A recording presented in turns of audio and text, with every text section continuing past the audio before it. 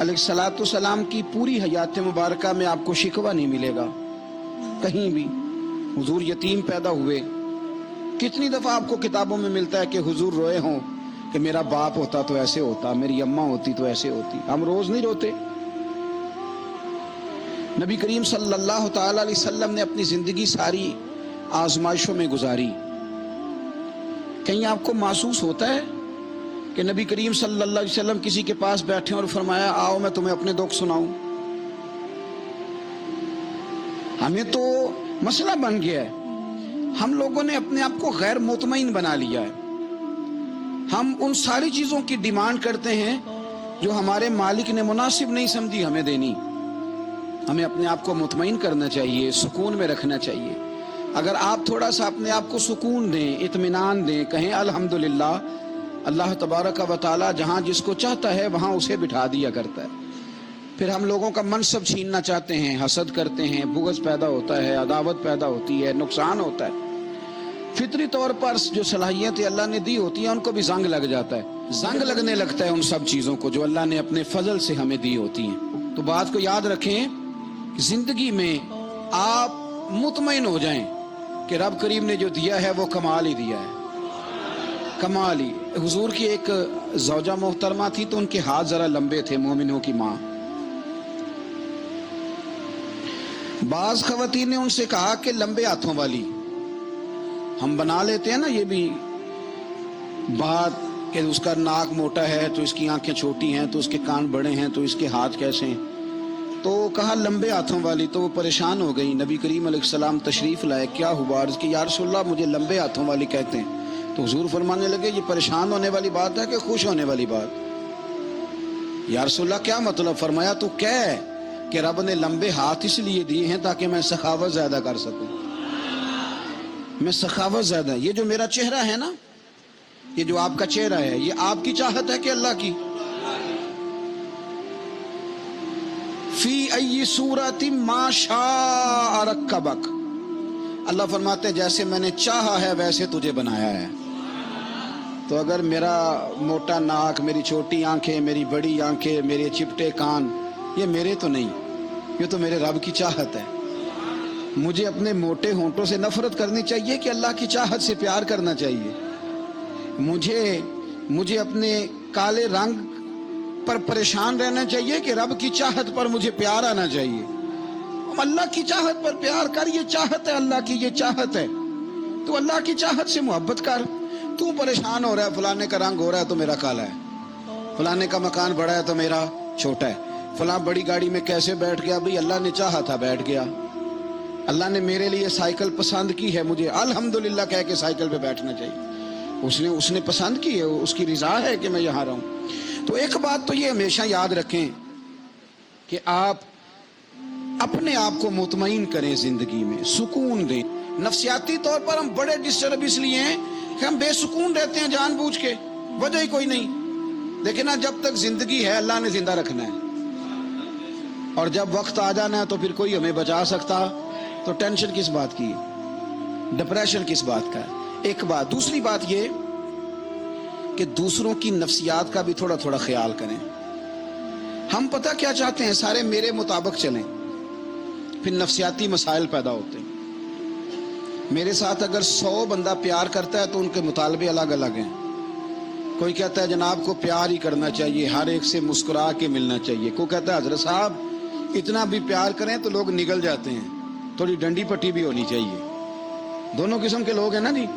एक वो शख्स है जो कहता है इतना बड़ा मजमा है तो 2 सिक्योरिटी गार्ड भी होने चाहिए। तीसरा कहता है जी अजीब अजीब लगता है, गार्ड रखे हों किसी बंदे ने, किसी बड़े आदमी। तो ये हर बंदे का मुतालबा। अब आपने क्या करना है? आपने लोगों के मिजाज की रियायत करनी है, जहां तक आप प्यार कर सके आपने करना है। एक बच्चे ने ना हुजूर के कपड़ों पर पेशाब कर दिया था, उसकी मां परेशान हो गई, बुखारी है।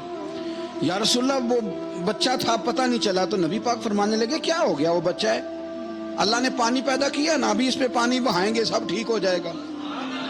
वो बच्चा है। लेकिन हाजी साहब घर में बिगड़ जाते हैं, पोता अगर पेशाब कर दे, कहते हैं मैं नमाज पढ़नी होती है, वो बिगड़ जाते हैं। पीर साहब बिगड़ जाते हैं इस बात पे, अल्लामा साहब बिगड़ जाते हैं, सेठ साहब कहते हैं पता ही नहीं बच्चे ने पेशाब कर दिया है। حضور نے فرمایا کہ بچہ بچہ ہوتا ہے، وہ چھوٹا ہے، اس کا ایک مزاج ہے، اس کا ایک مطالبہ ہے. اب آپ یہ کہیں کہ وہ بڑا مجھے پاک صاف سمجھتا ہے تو اس رویے سے میرے ساتھ وہ ملاقات کرے. آپ اس کے مزاج کی رعایت کریں گے. نبی کریم کے غلام کے بیٹے ہیں حضرت اسامہ بن زید، نواسوں کی بات نہیں سنا رہا. زید بن حارثہ حضور کے غلام تھے، ان کے بیٹے ہیں. چھوٹی عمر تھی، ناک بہ رہا تھا. ویسے دادا جی ناک صاف کر دیتے ہیں پوتے کا؟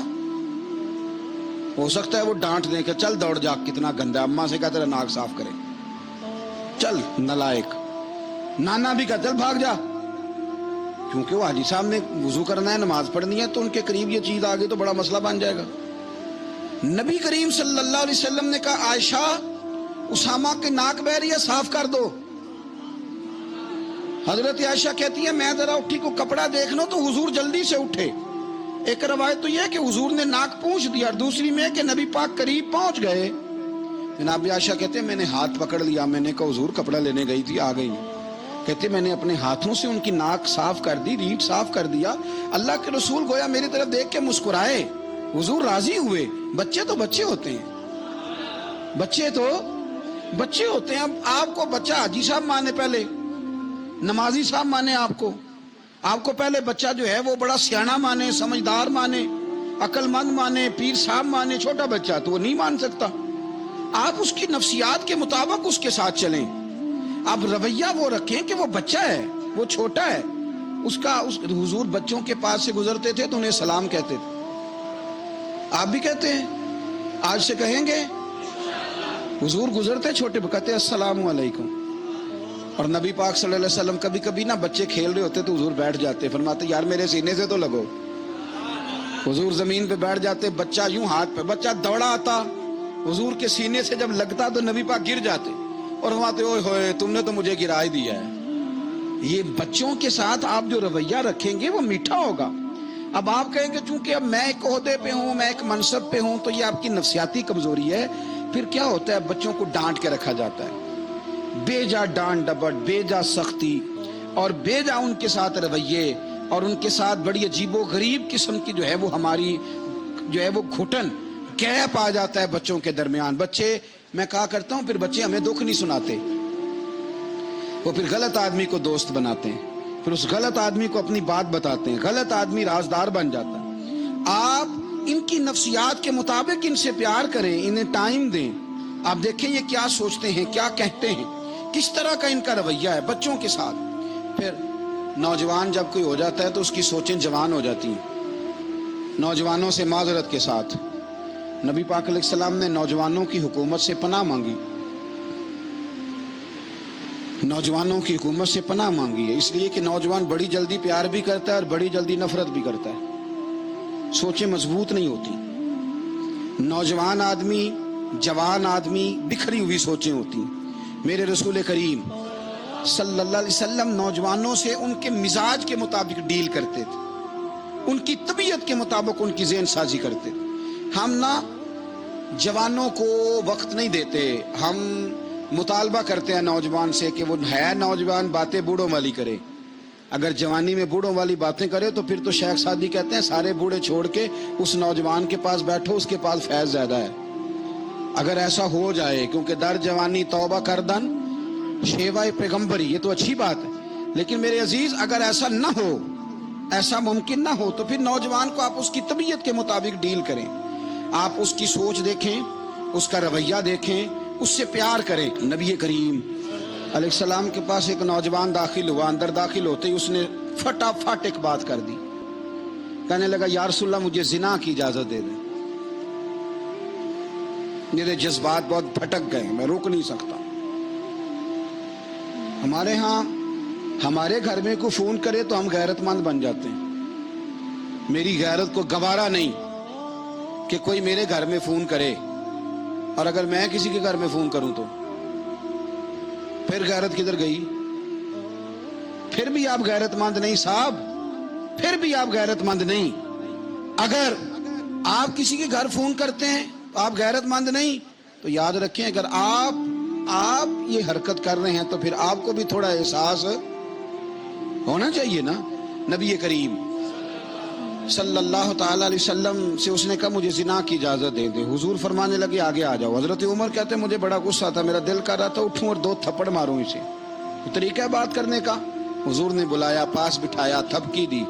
فرمایا ایک بات تو بتا, تیرے سوال کا جواب پھر دیتا ہوں. ایک بات تو بتا. یا رسول اللہ صلی اللہ تعالی وسلم ارشاد فرمائیے. حضور فرمانے لگے تو پسند کرتا ہے کہ تیری بہن کے ساتھ کوئی زنا کرے؟ پسند کرتا ہے تو کہ تیری بہن کے ساتھ کوئی زنا کرے؟ کہنے لگا حضور میں بات بھی سننا پسند نہیں کرتا. تیری بیٹی کے ساتھ؟ کہنے لگا حضور زبان اس کی کھینچ لوں گا جو یہ بات کرے گا. کہا تیری ماں, تیری پھوپھی, خالہ کا؟ حضور خبردار, کسی بندے کو میں اجازت نہیں دوں گا. تو رسول کریم فرمانے لگے جس سے تو زنا کی اجازت مانگ رہا ہے وہ بھی تو کسی کی بہن ہے نا, وہ بھی تو کسی کی بیٹی ہے. جو غیرت, جو حمیت تجھے اپنے گھر کے بارے میں آتی ہے وہ دوسرے کے بارے میں کیوں نہیں آتی؟ جب نبی کریم نے اس نوجوان کو اس کے مزاج کے مطابق سمجھایا تو اس کی آنکھوں میں آنسو آ گئے. عرض کرنے لگا یا رسول اللہ صلی اللہ تعالی علیہ وسلم, حضور زنا کی ارادہ تو ایک طرف, آج کے بعد میری زبان پر اس کا نام بھی نہیں آئے گا. آپ سامنے والے کی نفسیات کو دیکھیں, آپ اپنے موڈ میں نہ رہیں. مجھے بڑی اچھی طرح یاد ہے ایک دفعہ نا مسجد میں ایک بچے نے نا آدھی بازوؤں کی شرٹ پہن کے نماز پڑھی. ایک بابا جی نے ان کو نا منع کیا, کہتے پورا کپڑے پا کے آیا کر, پتہ نہیں تمہیں. وہ کہنے لگا, بچہ کہنے لگا نماز ہو جاتی ہے, بازو آپ فولڈ کر کے ایسے کر کے, بڑے بازو فولڈ کر کے پڑھیں گے تو کراہت ہے, لیکن ویسے بھی آدھے بازو والی شرٹ میں نماز ہو جاتی ہے, لیکن اچھا عمل نہیں. اچھا یہی ہے کہ آپ کے بازو پورے ہوں. تو بزرگ ان سے کہنے پورے کپڑے پہنو. کہنے لگا بھائی ہو جاتی ہے نماز, میں بھی تھا. تو مجھے انہوں نے کہا جی حضرت صاحب بات سننا. میں نے کہا جی حکم. کہنے لگے ان کپڑوں میں نماز ہو جاتی ہے؟ میں نے کہا جی ہو جاتی ہے. کہندے لگتا ہے منڈا چودھریاں دا ہے, منڈا لگتا ہے چودھریاں دا. فٹافٹ اسی وقت انہی پیروں پہ میں کہا جی ہے واقعی چودھریاں دا بچہ. لیکن مسئلہ یہ ہے کہ دین چودھری کے لیے بھی وہی ہے اور غریب کے لیے بھی. تو آپ اس بچے بیچارے کو اندر آنے تو دیں, اس کو مسجد میں داخل ہونے دیں, انشاءاللہ کپڑے بھی ٹھیک پہن کے آ ہی جائے گا. لیکن ہم نے تو ذہن بنا لیا ہے کہ ہم نے اپنی مرضی کے مطابق لوگوں کو قابو کرنا ہے. ہم لوگوں کی ذہن کے مطابق اترنے کو تیار نہیں, بس سارے میرے مطابق چلیں. یہ تو بات کو پیشوا کرے گا, مقتدا کرے گا, وہ بھی سمجھائے گا. رسول کریم علیہ الصلوۃ والسلام لوگوں کو جبرن نہیں جھکاتے تھے, حضور دلائل دیتے. نوجوان بچوں کو موقع دیں, انہیں سمجھائیں, انہیں قائل کریں, ان سے پیار کریں, ان کی نفسیات کو سمجھیں, اس کے مطابق ان کے ساتھ آپ ڈیل کریں, پھر آگے بڑھیں. عورتوں کے بارے میں میرے نبی کریم علیہ السلام نے بڑی نصیحت فرمائی ہے. محبوب کریم فرمانے لگے عورت ٹیڑھی پسلی سے پیدا کی گئی ہے, سیدھا کرنا چاہو گے ٹوٹ جائے گی. کہ جیسی ہے اس کے ساتھ ویسے ہی گزارا کرو, اس کی نفسیات کو سمجھ جاؤ. عورت تھوڑا سا چاہتی ہے کہ وہ کھانا پکائے تو اس کی تعریف کر دی جائے, تو بھائی کھڑی ہے صبح سے برتی خانے میں, 2 لفظ بولنے میں کوئی حرج ہے؟ اور اگر کبھی نمک زیادہ ہو بھی جائے تو کیا خیال ہے, بیوی جان بوجھ کے زیادہ ڈالتی ہے؟ اس کا شوق ہے کہ اس کی انسلٹ ہو. ہمارا رویہ اتنا سخت ہوتا ہے, بعض اوقات اتنا تکلیف دہ ہوتا ہے کہ اس سے جذبات کو ٹھیس پہنچتی, مزاج میں خرابی آتی. تھوڑی تعریف دیکھیں, عورت چاہتی ہے تھوڑا سا کہ میرے خاندان والے, میرے سسرال والے میری تھوڑی عزت کریں, تو وہ اگر سارا کچھ چھوڑ چھاڑ کے آ گئی ہے تو اس طرح ہم اپنی بیٹی کے لیے ذہن رکھتے ہیں عزت کا, اگر تھوڑا اس کے لیے بھی بنا لیں گے تو میرا خیال ہے کوئی حرج والی بات. ہم نا لوگوں کا خیال رکھنے کی بجائے لوگوں کو چڑھاتے ہیں. ناراض تو نہیں ہو جائیں گے آپ؟